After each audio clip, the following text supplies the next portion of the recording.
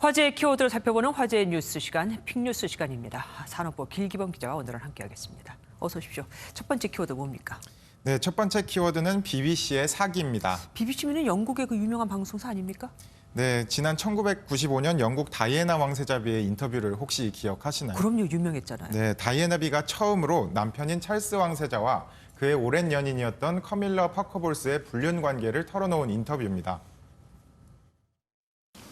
Well, there were three of us in this marriage, so it was a bit crowded. 당시 2280만 명이 시청할 정도로 전 세계적으로 화제가 됐는데 이 인터뷰를 성사시킨 배경에 사기 행위가 있었다는 게 드러났습니다. 어떤 사기입니까? 네, 당시 인터뷰를 성사시킨 건 BBC의 기자 마틴 바시르였습니다. 다이애나비의 동생 스펜서 백작은 당시 왕실 직원들이 돈을 받고 영국 정보기관 등에게 다이애나비의 사생활 정보를 팔고 있다며 바시르가 거짓말을 했다고 밝혔습니다. 그 증거로 위조된 은행 서류도 제시했고요. 또 다이애나비의 전화도 도청당하고 있다는 거짓말로 불안감을 조성하면서 이런 위협에서 벗어나려면 선제적으로 인터뷰를 해야 한다며 압박했다고 밝혔습니다. 동생 스펜서 백작은 만약 이런 서류들이 없었으면 누나와 바시르의 인터뷰를 주선하지 않았을 것이라고 밝혔습니다. 아까 95년에 있었던 일이라고 하는데 그럼 이게 지금 벌써 26년 된 거잖아요. 왜 지금 어떻게 밝혀진 겁니까? 네, 인터뷰 배경에 대한 문제 제기가 계속되자 BBC가 먼저 조사를 의뢰했습니다. 네. 지난해 11월 BBC는 퇴직한 대법관인 존 다이슨 경에게 독립 조사를 의뢰했는데 다이슨 경은 거짓말 때문에 인터뷰가 주선됐다고 결론을 내렸습니다. BBC는 조사 결과를 받아들이고 조건 없는 사과를 한다고 입장을 냈습니다. 바시르는 은행 서류 위조를 후회한다면서도 다이애나비가 인터뷰에 응하는데 영향을 미친 것은 아니라고 주장했는데요. 공교롭게도 바시르는 해당 결론이 나기 몇 시간 전에 건강 문제를 이유로 BBC에서 퇴사했다고 합니다. 예, 다이애나 왕세자비는 아들이 둘이 있잖아요. 윌리엄 왕세손하고 해리 왕자. 이 두 사람이 또 뭐라고 한 게 있습니까? 네, 어머니가 거짓말에 속아 인터뷰를 했다는 조사 결과에 두 아들은 강한 어조로 BBC 방송을 비판했습니다. 윌리엄 왕세손은 해당 인터뷰는 부모님 관계를 악화시킨 주된 원인이었다고 비난했습니다. It brings indescribable sadness to know that the BBC's failures contributed significantly to her fear, paranoia and isolation that I remember from those final years with her. 해리 왕자는 더 강한 어조로 비판했는데요.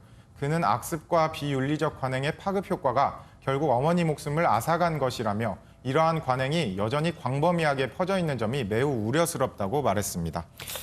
BBC가 조사를 맡겼는데 결국은 BBC한테 안 좋은 쪽으로 방향으로 이게 결론이 난 거네요. 그래도 이렇게 밝혀진 게 다행입니다. 두 번째 키워드 뭡니까? 네, 두 번째 키워드는 운 나쁜 도둑입니다. 도둑이 운이 나쁘다고 하면 뭐 건드리지 말았어야 할 물건을 건드렸던 것 같은데. 네, 맞습니다. 절도범이 건드린 건 바로 세계 최대 종합 격투기 UFC 선수의 자동차였습니다. 주인공은 UFC 헤비급 랭킹 2위 데릭 루이스 선수인데요. 지난 19일 루이스는 운동을 마치고 나오는 길에 도둑이 자신의 차 문을 드라이버로 딴 뒤 물건을 훔치려던 걸 목격했습니다. 이에 루이스는 바로 도둑 얼굴에 주먹을 날렸는데요.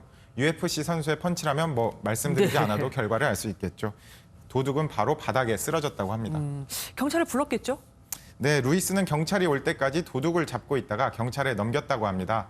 그런데 경찰은 바로 이송하지 않고 먼저 응급처치부터 했다고 하는데요. 네. 사진처럼 머리에 붕대를 감고 경찰차에 탄 것을 볼 수 있는데 이후에도 경찰서가 아닌 병원에 가서 치료를 받고 수감됐다고 합니다.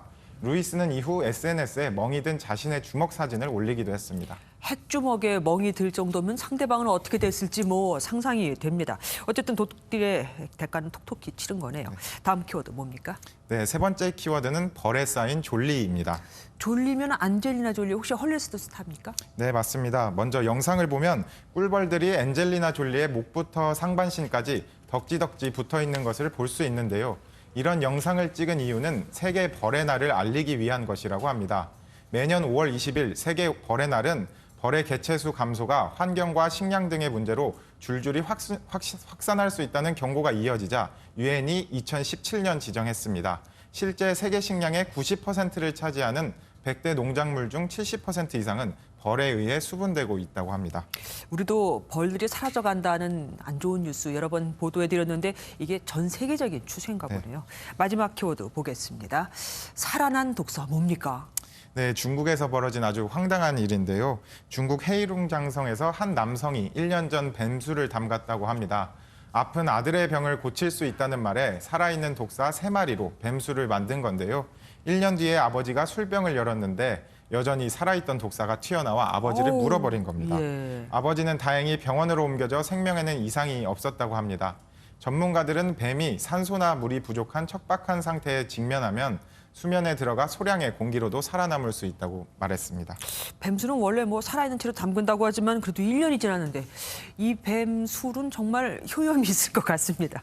여기까지 듣겠습니다. 지금까지 길기범 기자와 함께했습니다.